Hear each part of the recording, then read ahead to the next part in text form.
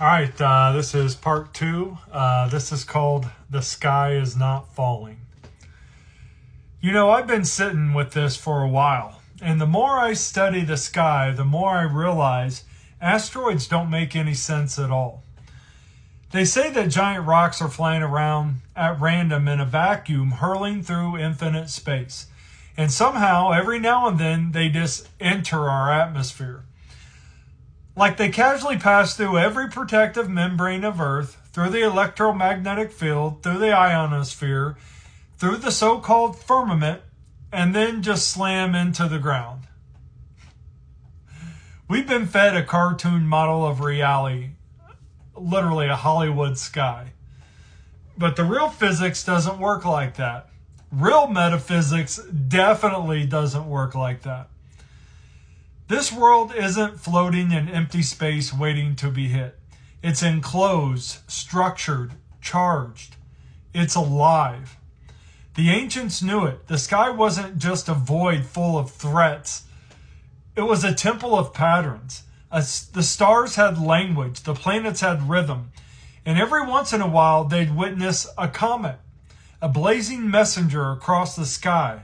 Not a random rock, a signal. See, the only reason a meteor ever appears to strike the Earth is because something internal is being discharged. A plasma arc, a high voltage event between Earth and the heavens. Not something falling in, but something discharging out. We've been inverted. They taught us to fear what's above us. But the truth is, what we call impact events are symptoms of a reset cycle, not the cause. The phoenix doesn't crash, it purges. And that's why the elites are building bunkers. Because they know the cycle is returning. But they think if they go deep enough underground, they can survive it again. They think they can reemerge like they always do, with their seed vaults and their fake gods and their orphan trains, and restart the world in their image. But this time it's different. Because we're not just experiencing another reset. We're ascending into a higher octave of reality. The third dimension, the old one, is collapsing under its own frequency. And when we move into the fifth, those clinging to the lower spiral will find themselves in a reality that no longer sustains them. Their bunkers won't save them. Because this isn't about physical survival, it's about vibrational alignment. That's the thing they can't control. No matter how much weather they weaponize, no matter how many fake wars they push, if your frequency is rising, you exit the script. You stop being controlled by fear. You start remembering. And when you remember, really remember, you realize the greatest lie they ever sold humanity was death. Because death is just an amnesia mechanism. It's the restart of the avatar, not the soul. And they've used it to wipe our memory every time the cycle returns. But not this time. This time we came encoded with something different. A deeper gnosis, a divine override. We're remembering how this whole thing works. The layers, the patterns, the watchers, the traps. And the more we remember, the less there is to fear. Asteroids? False. Random death? False. Being small in a cold universe? False. We are the ones the cycle can't erase. We're not just surviving the storm.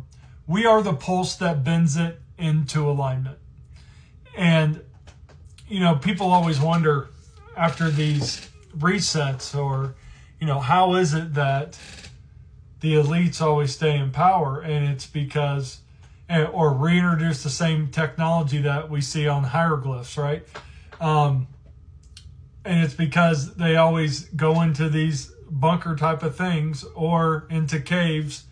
You know, when Elon was using the boring machine from his boring company to dig the holes, when they started digging them, they started finding tunnels that were already built there.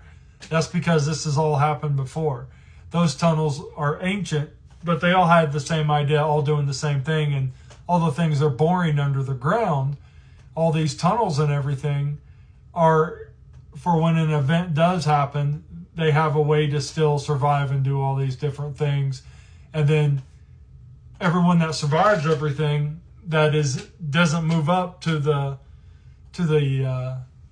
higher realms, you know, they want to feed off those people, come back out, restart civilization, and by that time, you know, it's 3-4 years later, all those people at least they assume, will be so desperate, and if they have all these supplies, all these things, they come back out, and people don't care anymore about you know, being under control, not having freedom, because they just want things to be easy, and the cycle starts again. And then obviously after just 3 or 4 generations, if no one's taught, if there's no oral history, if there's no written history, then you get to make up what that history is, right? And that's what we have. But obviously everything is happening now, past, present, future, which means history is actually happening now as well. So history could always change as well. I think the outline stays there, but the events can possibly change. Regardless, hope you have a great night. Namaste. On to part 3.